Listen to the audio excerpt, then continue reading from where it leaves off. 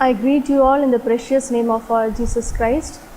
Each and every day, God is protecting us in this pandemic world. We are living in a different world where each and every day we face lot of struggles, but in this situation we need a helper.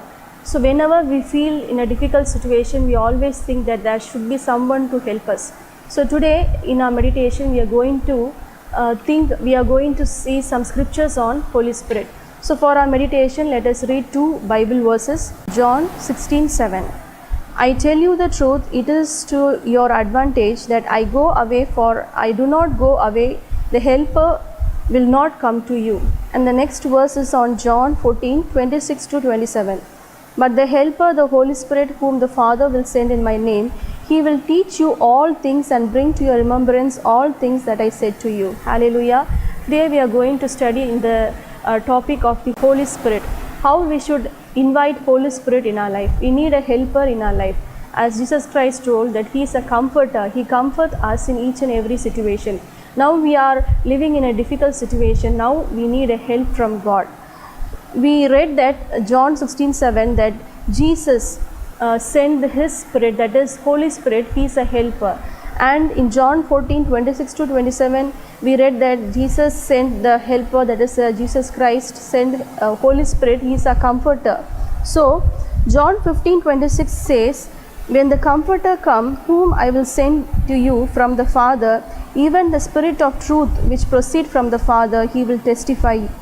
So we know about the triune God, that is the Trinity God, God the Father, God the Son, God the Holy Spirit. So the Son, that is the Father, each has different kind of mission. So first one, Father, who is a speaker, he is a decision maker. And the Son is a life-giving God, he is a doer. And the Holy Spirit is a comforter. There is another name given to Holy Spirit, that is the Paraclete, which means a long-side companion. So we need a companion because he gives us a direction where to go, what to do, what to speak, each and every moment, what to think, each and everything. Holy Spirit teaches us. So he will reveal the heart of God. So he yearns for the intimacy, he groans for our supplication, and he communicates with the fellowship. So this Holy Spirit is an omnipresent God, and we are the temple of the Holy Ghost. Hallelujah. Those who are watching this message, each and every moment you think that we are the temple of the Holy Ghost, and each and every day we should sanctify ourselves. We read that the whole creation is dependent upon this three triune God, the Father, God the Son, the God the Holy Spirit. Because in Zechariah 4:6 we read that not by might, not by power, but the Spirit, say the Lord. But each and every day we should be walked by God, we should be led by God. The Holy Spirit should be dwelled inside us. We have lot of things in our life, that is each and every day the worldly desires comes in our life. And each and every day it's set apart from godly relationship. We are not having a personal relationship with God.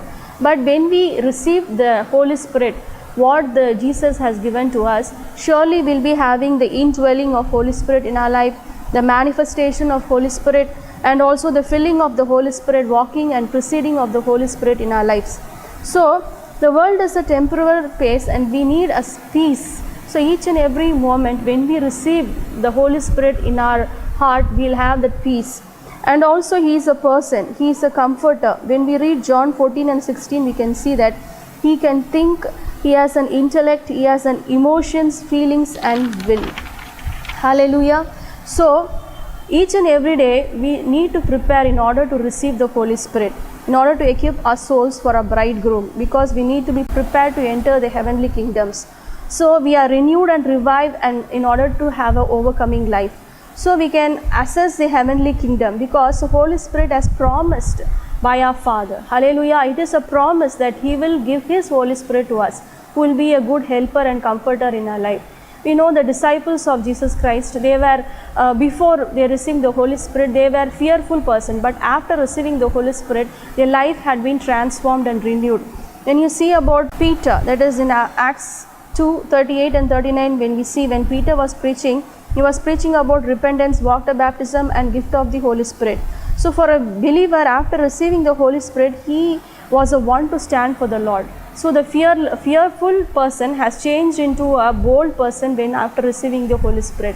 So whenever we receive the Holy Spirit, God is giving us a boldness. And then when we read in Ezekiel 36, 26 and 27, 26 verse goes like this, that I will give a new spirit, and 27 verse said that I will put my new spirit in you. So only the Spirit of God when we walk in His statutes and also His commandments. So when we reveal on God's covenant, what does the New Testament covenant and what does the Old Testament covenant says? Old Testament promise and preparation, but New Testament is fulfillment and possession. So the whole working of Holy Spirit, He put His desire, the fulfillment of promise, and in order to possess the Holy Spirit in our heart. So that is in Old Testament, the Holy Spirit came in one occasion, but in New Testament, when we give our heart as a room for His arrival, He will proceed in us and He will manifestate His power through us. So what is the divine outcome of the Holy Spirit? That is speaking in tongues. When we receive Holy Spirit, we will be manifested by gifts of God, that is gifts of the Spirit. And the Spirit-filled believer is prospering and progressing believer. So for that we need a thirst for God. We should be filled with the Holy Spirit, so that we will not famish, but we will perish. We will not be beneath, but we will be above. We will not be a tail, but we will be a head. So we will not be a victim, but be a victor, because the Holy Spirit is in us. So the true in God, the Father, the Son, the Holy Spirit has different function. So what is the mission for the commission of the Son is in order to come to the earth and give salvation to the people. So He ascended and He sent His Holy Spirit, so that Holy Spirit is a comforter and satisfier in our life. Whenever we receive Holy Spirit, He satisfies us so that we can speak in tongues and become our testimonies. So the truth of the Holy Spirit is the Word of God, and He is showering His Spirit through us. So I want to say 3 points: that He is a spirit of testimony, and He is a spirit of harmony, and He is a spirit of liberty and victory. First we can see the spirit of testimony.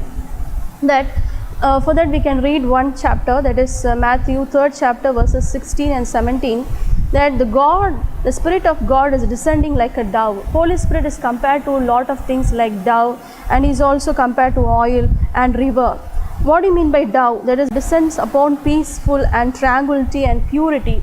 So God, the Holy Spirit, is a spiritual, He is a pure God, that when we receive, we also will become a pure person and we have peace in our heart.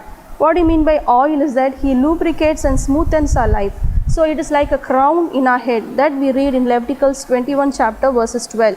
And what do you mean by river? When we read in Jeremiah 2:13, He is a fountain of living waters that gives a fragrance and testimonial life. So what we know in John 3:16, for God so loved, so He gave His only begotten Son, whosoever believes in Him should not perish but have an eternal life.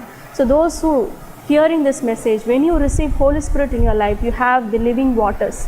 So each and every moment we should pray that we should receive the Holy Spirit. So when we invite the Holy Spirit, He gives us many things in our life. First one, He gives us guidance. Second, He gives us confidence. Thirdly, He gives us a continuance or consistency. When we read in Isaiah 49:10 and Isaiah 58:11, we can see about how He gives direction in our life. When we see Rebecca was directed to the correct point by Eliezer, who is compared to the Holy Spirit in the Bible. So at first what Rebecca did is obeyed to Eliezer, and he gave room in her house, and she was willing to go with Eliezer. Likewise, when we obey to God's commandments and we give home to receive the Holy Spirit, because our body is a temple of God. And thirdly, when we led by the Holy Spirit, we are the children of God. Hallelujah. So next one, we see that in Proverbs 3:26, our Lord is our confidence. And in Ezekiel 37 chapter verse 1, 5 and 6, that Ezekiel prophesied to the dry bones, and with bold and confidence. How it comes to Ezekiel? Because of the power of God. And last, for the consistency, that is when we read in Leviticus chapter 24 verse 2, the lamps has to be burned continuously. So today we studied about the study on Holy Spirit, how Holy Spirit leads us, and how Holy Spirit gives His power and how He manifests through us. So each and every day we should be led and be filled with the Holy Spirit. Let us close this message by the word of prayer. Hallelujah. Heavenly God, we submit ourselves into a mighty hands, Lord. Each and every person, those who are hearing the message, bless them. I submit everyone into your mighty hands. In Jesus' name we pray. Amen. God bless you all. I meet you all in the next message. That God's blessing be in your lives forever. Amen.